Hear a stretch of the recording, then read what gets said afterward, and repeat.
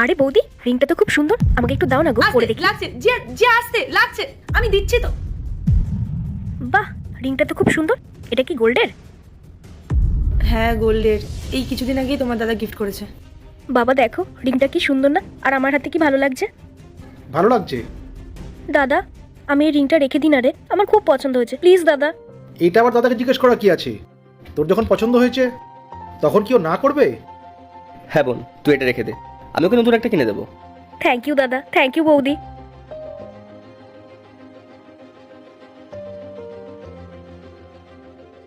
আরে ঠিক আছে ঠিক আছে ঠিক আছে মা, সাবধানে বাড়ি যা, বাড়ি পৌঁছে ফোন করিস। আচ্ছা বাবা। বৌদি আমি আসি। হুম। জিয়া, আরে দাঁড়া দাঁড়া, কোথায় যাচ্ছিস তুই? দাদা এই তো ওই বাড়ি যাচ্ছি। বাবা দেখলে ওর শ্বশুরবাড়ি যাওয়ার জন্য কত তারা, আমার জন্য একটু ওয়েট পর্যন্ত করতে পারলো না। আরে নিচে ইন্দ্র দাঁড়িয়ে আছে, ওর জন্যই তাড়াহুড়ো করছে। আরে ও নিচে কেন, ওকে উপরে আসতে বলো।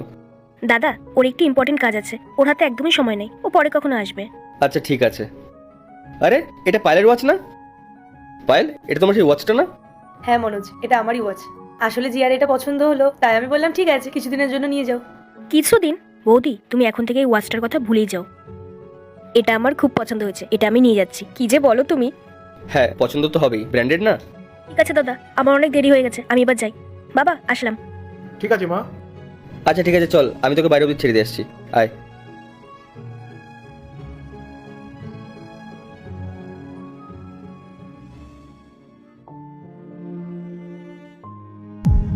আরে মা, কি হয়েছে তোর? মন খারাপ করে আছিস? কোনো অসুবিধা? আমাকে বল। তেমন কিছু না বাবা, আসলে তোমার জামাই বলছিল সামনের মাসে আমাকে নিয়ে একটু ঘুরতে যাবে, কিন্তু এখন বলছে ওর কাছে কোনো টাকাই নেই। শুধু এইটুকু বিষয় এত চিন্তা করছিস? দাঁড়া, তো দাদাকে আমি বলে দিচ্ছি। আয় ঘরে আয়, আয় আয় বস। আরে বোন, কখন আসলি তুই? আরে দেখ না, ও চিন্তায় পাগল হয়ে যাচ্ছে। নেক্সট মান্থে নাকি ট্যুর আছে একটা, তার জন্য নাকি টাকা পয়সা নেই ওর কাছে। ওর হাজবেন্ড কোথায় টাকা ইনভেস্ট করেছে, এখন টাকা পয়সা নেই হাতে, ব্যাস ওর মুখ গোমড়া হয়ে গেছে। আমি ওকে বললাম তুই চল, তোর দাদাকে বলে দিচ্ছি, অসুবিধা হবে না। হ্যাঁ বাবা তো ঠিকই বলেছে, তুই আমার বোন হোস, তোর জন্য টাকা কেন, আমি আমার জীবনে দিতে পারি। এইটুকু টাকার জন্য তুই অত চিন্তা করিস না, আমি তোকে টাকা দিচ্ছি।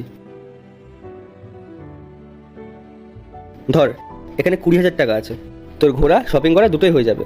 তোর যা ইচ্ছে কেনার তুই এখান থেকে কিনে নিস। থ্যাংক ইউ দাদা। এই তো মেয়ের মুখে হাসি ফুটেছে এবার। বাবার সাথে যেটা হয়েছে একদমই ঠিক হয়নি। কিন্তু কি আর করা যাবে, কপালে যেটা লেখা থাকে সেটা তো হবেই।